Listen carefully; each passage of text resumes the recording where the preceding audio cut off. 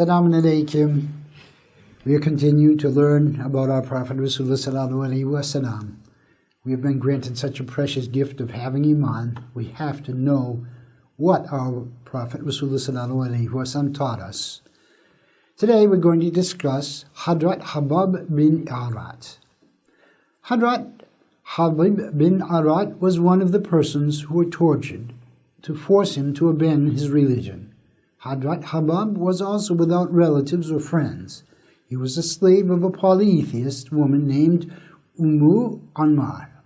Since he had no relatives and would protect him, the polytheists used to gather, remove his clothes, and stick his body with thorns. Sometimes they made him wear a shirt of iron on his naked body and made him wait in the sun.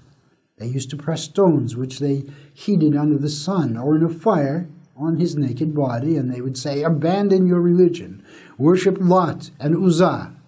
Khabbâb persisted in his faith and resisted them by saying, "Lâ ilâha ill-Allâh, Muhammadun Rasûl-Allâh." One day the polytheists gathered and set a fire at the village square. They tied up Hadrat Khabbâb and brought him there. They then undressed him and made him lie over the fire. They would either make him abandon his religion or they would burn him in the fire. Hadrat Khabbâb was forced to lie on the fire. He invoked, "O my Allah, you see my condition, you know my situation. Fix my belief in my heart. Grant me a great patience." One of the polytheists with his foot stepped on Hadrat Khabbâb's chest. However, they did not know that Allahu Ta'ala protected the believers. Years after, when they asked about his incident of Khabbâb, he opened his back and showed the wounds and said, "They set a fire for me. Then they threw me into it. Only my flesh put that fire out." While they tortured Hadrat Khabbâb in this manner, his proprietress Ummu Anmâr used to heat an iron rod in the fire and press it against and cauterize his head. He would endure all the pains for his religion and would not perform what they offered him and did not abandon his faith. One day, Hadrat Khabbâb went to the presence of our beloved Prophet and said, "O Rasulullah, wherever the polytheists see me, they burn me with fire. In the house of my owner, Ummu Anmâr, she burns my head with a heated iron. I beg for your prayer." Then he showed the burns on his back and his head. Our Prophet Alaihissalam pitied him much. He could not bear the torments that Hadrat Khabbâb was facing in order to protect his religion. And he invoked, "O my Rabb, help Khabbâb." Janab-ul-Haq accepted his messenger's invocation immediately and gave a vehement headache to Ummu Anmâr.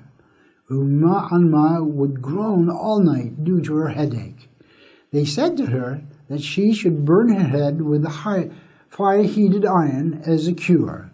In the end, she called Khabbâb and ordered him to heat the iron bar in the fire and burn her head.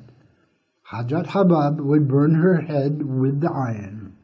In the first days of Islam, the polytheists did not care about Khabbâb bin Arat, but the number of families day by day grew. Finally, they had to take the matter seriously.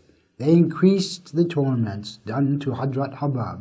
They hit him, they beat him, wounded him, and tortured him greatly. Despite all, Hadrat Khabbâb made no compromises about his faith.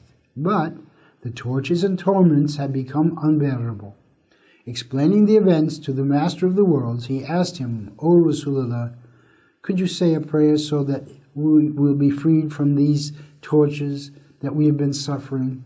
Upon this, our Master, Rasûl-Allâh said, among the communities which came before you, there were such people that they would not apostatize, even though their skins and fleshes would be exorcerated with iron combs. They would be divided into 2 pieces from the head with a saw, but they still would not apostatize. Allah Ta'ala will consummate this Islam for sure. He will make it superior to all other religions, so that a man traveling alone from Sana'a to Hadramut on his mount will be afraid of nobody except Allahu Ta'ala and concerned only with the wolves. But you have been hastening and said a prayer by patting him on his back. These nice words of Rasulullah were a cure and healing for the souls, and of course for Hadrat Khabbâb's pains. Next, we're going to discuss As bin Wa'il, who was a ferocious polytheist. Alaihissalam.